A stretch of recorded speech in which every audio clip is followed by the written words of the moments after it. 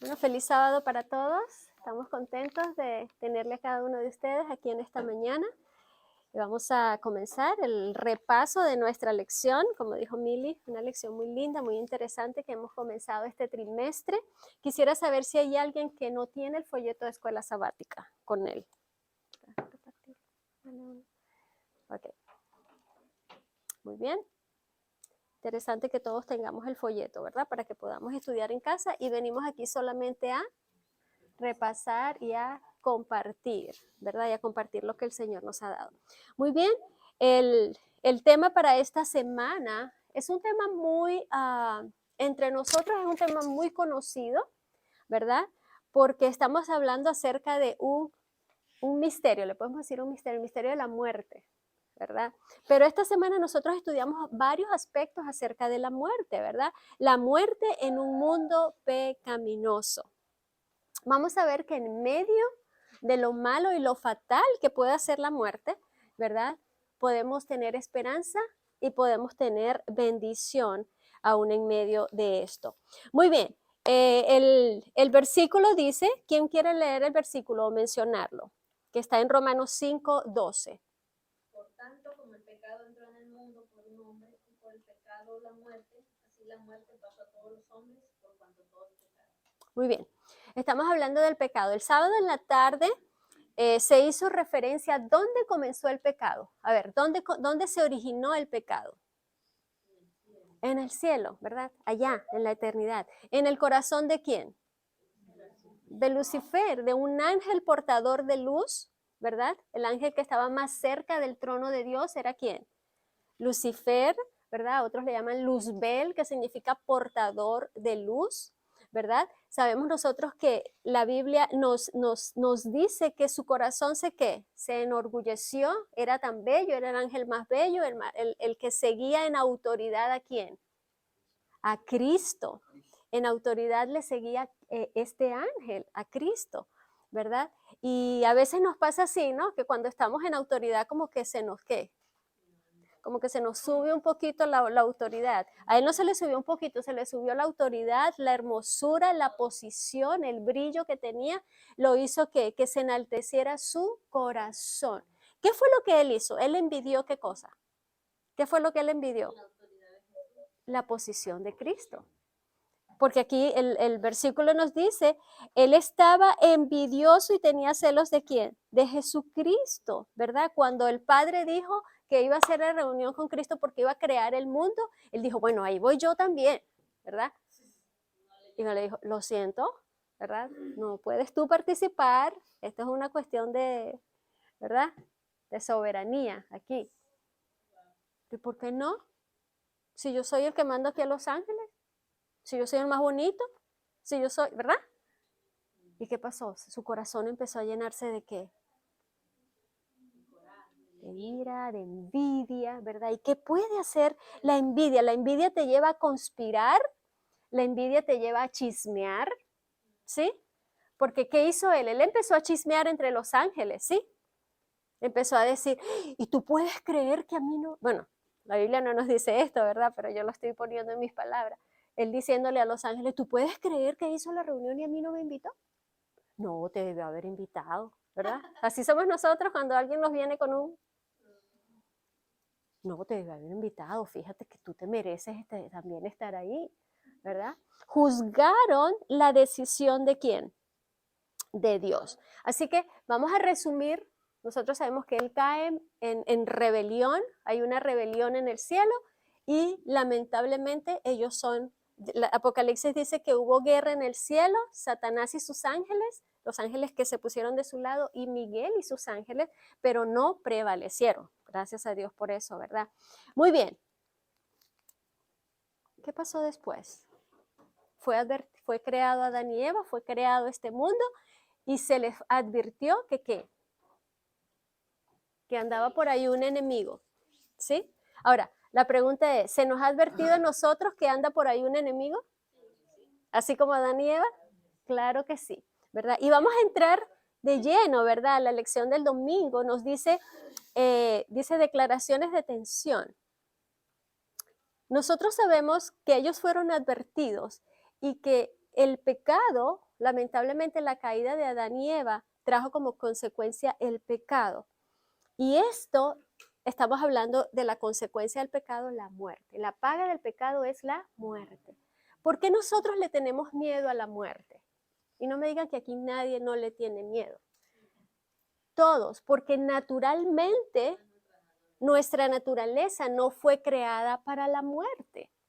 ¿Ok? Por eso es que nosotros repelamos la muerte. ¿Por qué? Porque nuestra naturaleza no fue creada para morir. Por eso es que la muerte podemos decir que es un intruso. Ahora, Satanás ha tornado esto en otro aspecto, ¿verdad? Ahora hasta se adora la muerte. Yo pasé esta mañana pasamos por una casa y había unas cosas horribles, las decoraciones bien horribles que se ponen de Halloween, ¿verdad? Pero lo que me llamó la atención era que lo que llaman la muerte, ¿verdad? Tenía un bebé en las manos. Yo no sé a quién se le ocurre poner ese tipo de decoración, ¿verdad? No sé qué hay en la mente. Pero es bien, a mí y eso que pasamos rápido, yo dije, ¿qué es esto? Dije yo. De verdad asustó. Si era para asustar, asustó, ¿verdad? Pero Satanás ha tornado lo de la muerte en algo que la gente tome livianamente. Más bien hasta que la adore, ¿verdad? ¿Conocemos a alguien que adora la muerte? Sí, mucha gente que adora la muerte, lamentablemente. ¿Verdad que sí? Ahora, vamos a entrar en la tentación de Eva, porque la lección nos hizo énfasis, ¿verdad? En la tentación de Eva, ¿ok? ¿Qué pasó? Y no vamos a ir, no tenemos mucho tiempo, ¿verdad? Hoy en esta mañana vamos a hacerlo lo más corto que lo podamos hacer. En Génesis 3, 1 al 14, ¿verdad? Nosotros vemos la caída. Si nosotros vemos un contraste, no vamos a ir a todos los textos, ¿verdad? Pero nosotros vamos a ver un contraste en lo que dijo Dios y lo que dijo Satanás. ¿Qué fue lo que le dijo Dios a Adán y Eva acerca del árbol? Aquí están todos los jardines de ustedes. Pueden comer de todos. Pero aquí está uno, que ese ni lo van a tocar, ni van a comer de ese. ¿Sí? Esa fue la orden de quién? La orden de Dios. Ahora, vemos a Satanás por otro lado, viene a decir, bueno, me sacó de allá, aquí estoy yo, vamos a ver qué es lo que pasa aquí. Cuando Satanás introduce la tentación a Eva, vamos a ver, la orden de Dios en contraste con Satanás. Yo hice la lección también nos habla un poquito de eso, pero si nosotros vemos las dos, la orden de Dios era como irracional cuando nosotros vemos en contraste con lo que dijo Satanás. ¿Qué fue lo que le dijo a Satanás? Oh, Dios te dijo a ti que no podías comer de ningún árbol. A ella dijo mentira, porque Dios le dijo que podían comer de todos, menos de uno. Y ella le dice, no, Dios nos dijo que podíamos comer de todo. Pero él usó eso como un puente, ¿verdad? Para ganar confianza, para que ella le dijera, no, Dios nos dijo de todos, menos de uno. Y Satanás está comiendo de ese fruto, la serpiente, ¿verdad? Es la primera posesión espiritista que nosotros vemos en la historia, ¿verdad? La serpiente está comiendo de ese fruto. ¿Qué fue lo que le dijo la serpiente? No morirás. Pero el Señor le había dicho, ciertamente el día que comieres, ciertamente que morirás. Y nosotros vemos el razonamiento de la serpiente. ¿Cuál era más convincente, el de Dios o el de la serpiente? A la vista, a la vista. El de la serpiente era el más convincente. Si usted aplica la lógica, claro, estaba montado en el árbol, se lo estaba comiendo. Así que nosotros tenemos que tomar esto en cuenta, ¿verdad? Que cuando Dios habla, nosotros no podemos usar nuestro razonamiento lógico, porque a veces Dios nos pide cosas que a la lógica humana no tienen, que a la luz humana no tienen. Satanás utilizó la sabiduría del alma. Uh-huh. El razonamiento, la vista, el oído, el gusto, el tacto, utilizó toda la sabiduría del alma. O sea, eso nos dice de que nosotros no deberíamos utilizar nuestra sabiduría del alma para estar perdiendo tiempo en cosas que no nos van a llevar a los pies de Dios, sino nos van a llevar a los pies de Satanás. Muy bien, muy bien. Sí, eso lo iba a mencionar más adelante, pero gracias porque lo podemos juntar con lo que estamos diciendo aquí, ¿verdad? Primero, no había evidencia natural de la muerte. Todo estaba en perfección, ¿sí? No había evidencia de la muerte, así que ella podía decir, pero no, ¿cómo va a ser? No hay. La lógica humana, ¿verdad? Te decía que no. La serpiente, ya lo dijimos, estaba disfrutando del fruto. Otra razón para decir, pero ¿será que Dios tiene razón? ¿Nos pasa a nosotros? Otra razón que nosotros vemos que los mandamientos de Dios a veces nos parecen que no son racionales. ¿Pero qué tiene que ver esto? Empezamos a razonar, ¿verdad? ¿Pero qué tiene que ver esto? No, yo creo que Dios está siendo muy estricto. Pero mira, si todo el mundo lo hace, si todo el mundo lo dice, ¿por qué tiene que ser malo? ¿Sí? Y empezamos a qué? A razonar, ¿verdad? El mandamiento de Dios a Eva le pareció muy absurdo, muy estricto, porque nada le estaba pasando a la serpiente. Ahora, vamos a leer esta parte importante. Primero, la razón humana no siempre es la forma más segura de evaluar los asuntos espirituales. Eso es importante. La razón que humana no es la forma más segura de evaluar las cosas espirituales. ¿Qué dice la palabra? Que las cosas espirituales se comprenden como espiritualmente, se disciernen espiritualmente. Segundo, la palabra de Dios puede parecer ilógica y sin sentido, pero, ¿qué dice? Siempre es correcta y digna de confianza. Wow. Y tercero, hay cosas que no son, a mí me llamó mucho la atención. Estamos en la página, ¿qué? Los que tienen folleto regular, la página 13, ¿verdad? En el segundo párrafo, la parte tercera. Hay cosas que no son ni malas ni correctas necesariamente en sí, pero Dios las ha elegido como prueba de obediencia. ¿Qué había de malo en ese fruto? Nada. ¿Qué había de malo en ese árbol? Nada. Nada. Dios lo escogió como una prueba de ¿qué? De obediencia. Y a veces tenemos cosas en la vida que son así, ¿sí? Que no necesariamente, es que a veces decimos, ay, pero ¿qué tiene de malo? ¿Usted ha dicho eso alguna vez? Yo he dicho eso muchas veces. ¿Pero qué tiene de malo? Pero si vamos a la palabra y el Señor dijo no, entonces, ¿qué tenemos que hacer? No, aquí nos está diciendo, no necesariamente tiene que ser bueno o malo, es simplemente lo que Dios ha dicho. Ayer mi esposo hablaba con una persona acerca del sábado y la persona le decía, ¿pero qué tiene? Cualquier día puedes adorar a Dios, cualquier día lo puedes hacer especial para Dios. Nosotros conocemos un testimonio de una abogada en Colombia que ella por años adoró el miércoles, porque como en la iglesia le dijeron eso, cuando ella preguntó acerca del sábado, le dijeron, no, cualquier día puedes adorar. Y ella dijo, bueno, si es cualquier día, yo voy a escoger el miércoles, que es el día que no trabajo. ¿Sí? Y ella por 2 años adoró el miércoles, ella guardó el día miércoles. Pero después entendió que Dios había sido específico en el séptimo día. El séptimo día es sagrado, es santo. O sea, necesariamente los días no son malos, pero es lo que dice el Señor, lo que el Señor pide de nosotros, ¿verdad? ¿Dónde está la lucha? La lucha del orgullo del ser humano. De lo que yo Carne, quiero, quiere, de lo que yo quiero y lo que Dios pide de mí. y el beneficio, El interés personal, etcétera. Pequeños conceptos acerca de lo que es, porque en realidad lo que yo entendí, ¿no? Lo que es la muerte. Uh-huh. O sea, el Señor dijo que morirás, pero no dijo que, o sea, no vas a morir inmediatamente. Uh-huh. Porque entonces, a la hora que tú transgredes los mandamientos, te alejan de la fuente de vida que es Dios, ¿no? Y en segundo lugar, podemos poner, por ejemplo, el ejemplo de una flor, que tú la arrancas y la flor, ¿cuánto tiempo te dura? 4 No mucho. días, una semana, y así es nosotros no morimos inmediatamente, nosotros vamos muriendo en el transcurso de nuestra vida. Tenemos, sí, gracias mamá.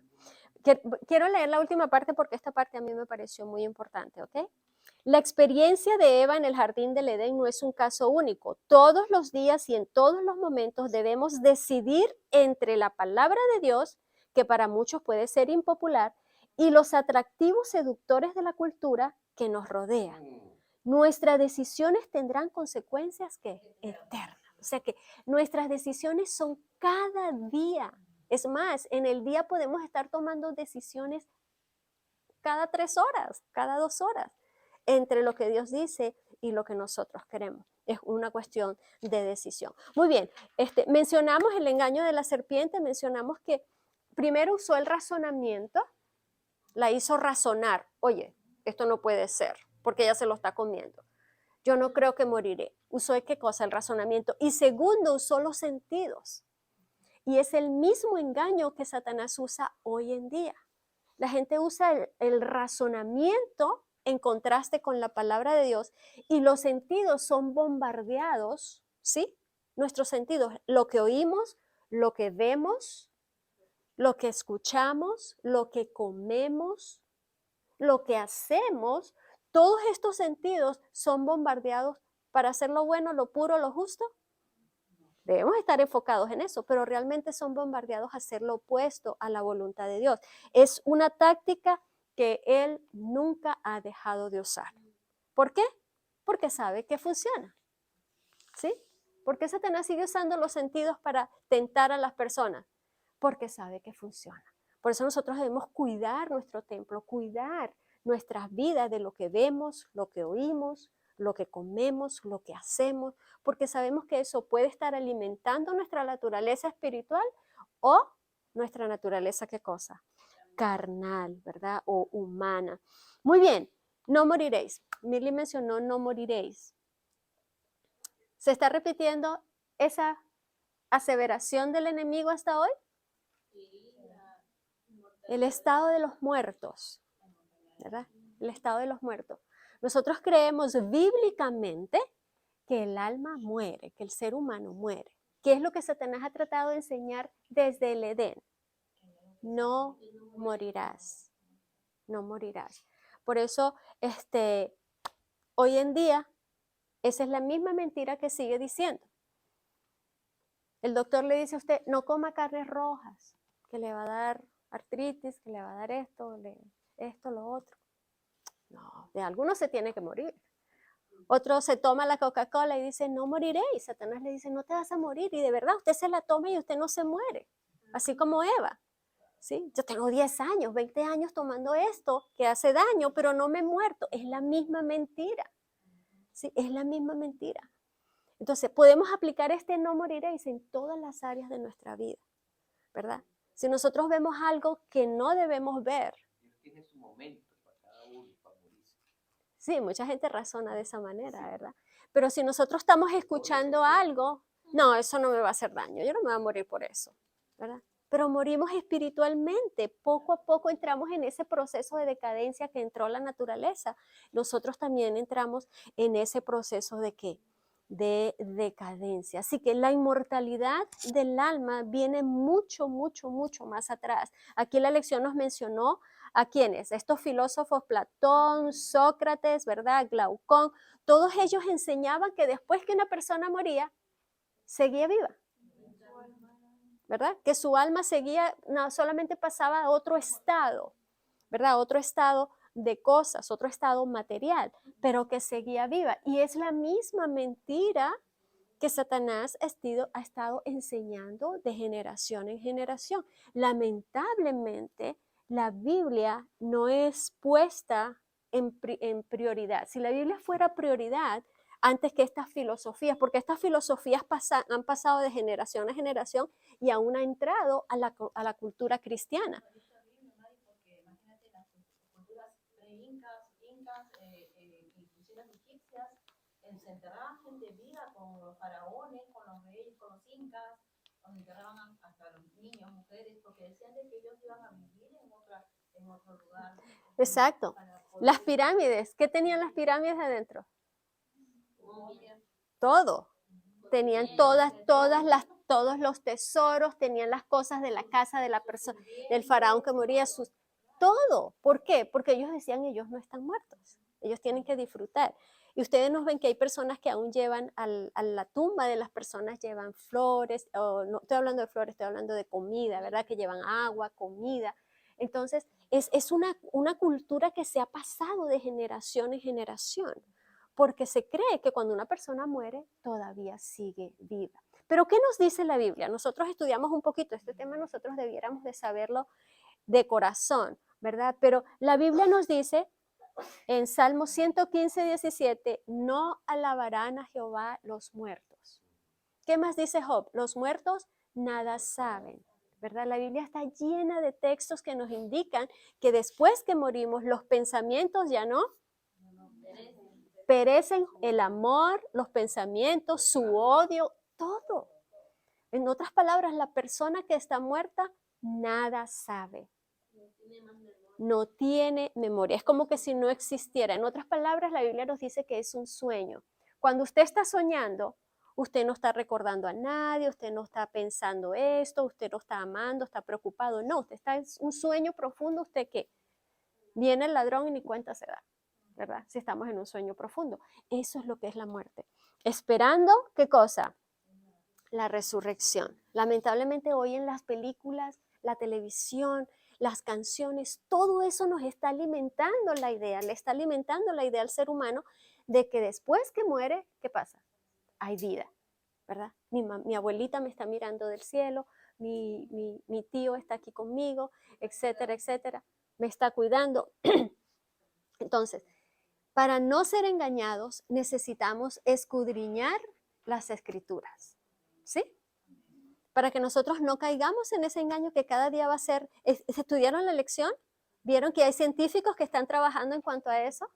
Hermana, y lo importante es que nosotros tengamos nuestras cosas tan claras, porque es lo que va a usar el enemigo cuando quiera también manipular la venida del Señor. O sea, Claro la que gente sí. se va a asombrar de lo que él haga, pero sabemos que cómo va a venir el Señor y cómo el Satanás está maquilando eso. Entonces nosotros no podemos ser engañados. No deberíamos. Por eso yo coloqué en letras bien grandotes, conocer la palabra nos va a ayudar a salir del engaño, a no ser engañado.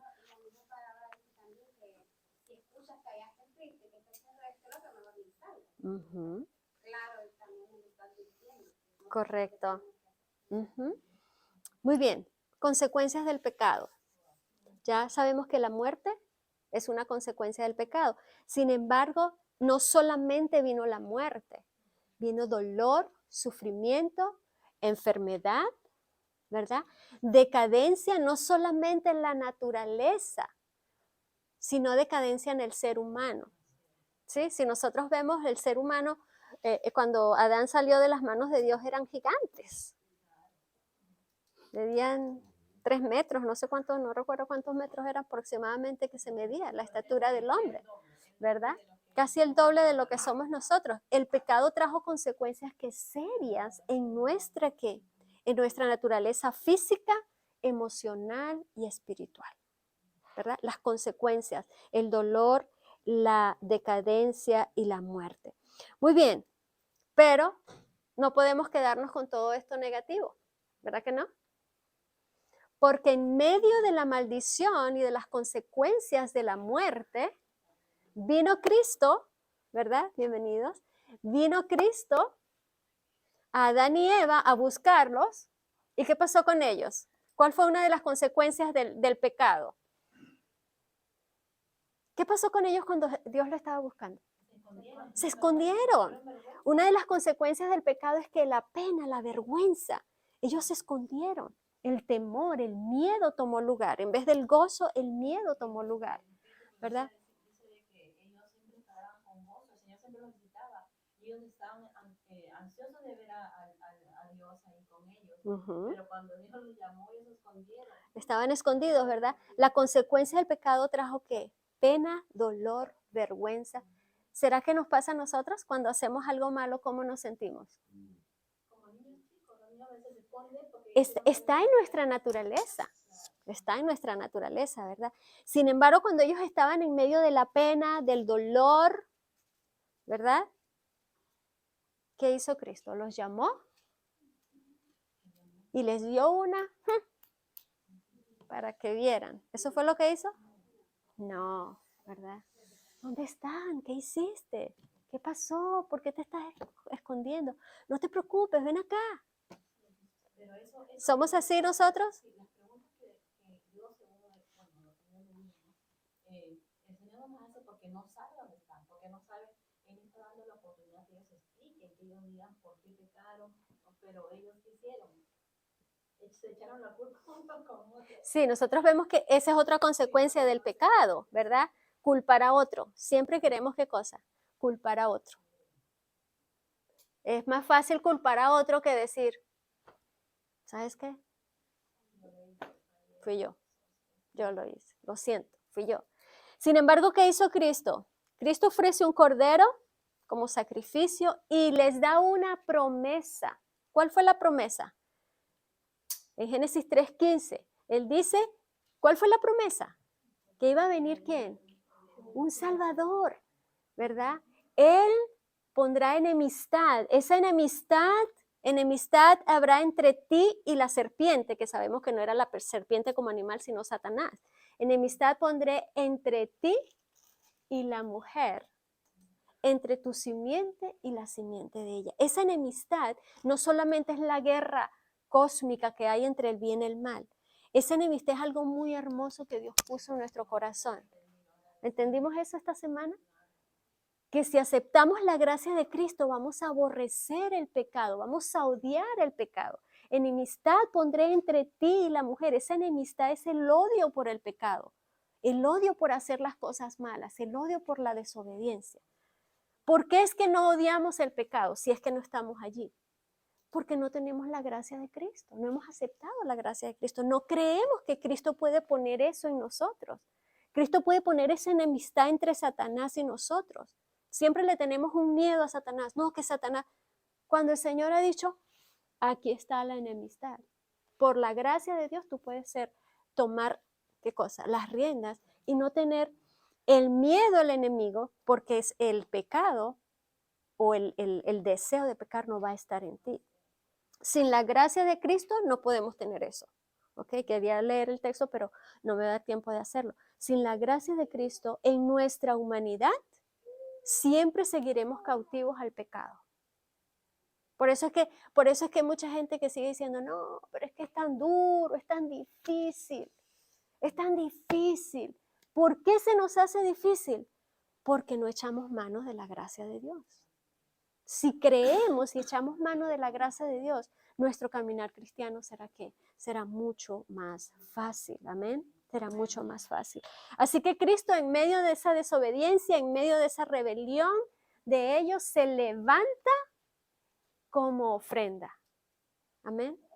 ¿Qué esperanza? Nosotros tenemos esa esperanza, ¿verdad? Que Cristo, aún en medio del caos que nosotros podamos tener en nuestra vida, en medio de la crisis que nosotros podamos tener en nuestra vida, Cristo se levanta como ofrenda en nuestra vida. Cristo se puede levantar como ofrenda en tu vida para traer ¿qué cosa? Liberación. Sabemos nosotros que el pecado trae consecuencias, ¿sí?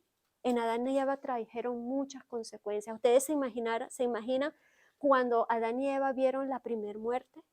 Es más, cuando vieron la muerte de su hijo, cuando vieron las flores marchitarse, cuando vieron las espinas, cuando vieron los animales pelearse. Ellos entendieron que eran consecuencias de qué cosa, del pecado. Sin embargo, la esperanza estaba allí porque Cristo les dio la esperanza. Que iba a venir uno que le iba a aplastar la cabeza a esa serpiente, amén. Que le iba a aplastar la cabeza a esa serpiente. Y por la fe nosotros tenemos que entender que así fue. Cristo aplastó la cabeza de la serpiente en la cruz. Ya Cristo ganó esa victoria que es tuya y es mía, amén. Esa victoria es tuya y es mía. Que el Señor nos bendiga, que el Señor nos ayude. No sé si hay alguien que quiera aportar algo más en la lección, pero quería terminar con esto de que aún en medio del dolor, del sufrimiento, hay esperanza. Cristo se vino a ofrecer como ofrenda, como esperanza a nuestras vidas. Solamente nosotros tenemos que echar mano, ¿verdad? De esa provisión que Cristo tiene para nosotros. Es como que si usted tenga un cheque, ¿sí? Usted tenga una situación muy grave económica y a usted el jefe le ponga un cheque en su mano de $500,000. Y usted diga, bueno, tengo que pensar. El cheque me lo dio, está firmado y todo, pero yo voy a ver si he hecho... ¿Usted pensaría así? O apenas apenas le hizo el cheque, ya está en el banco cobrándolo, ¿verdad que sí? Pero en las cosas espirituales es así, el Señor ya hizo ese cheque por nosotros, el Señor dio su vida por nosotros, el Señor ya dio la provisión para nosotros. No debemos perder tiempo, ¿verdad?, en hacerlo efectivo en nuestras vidas. ¿Está bien? Que el Señor nos bendiga.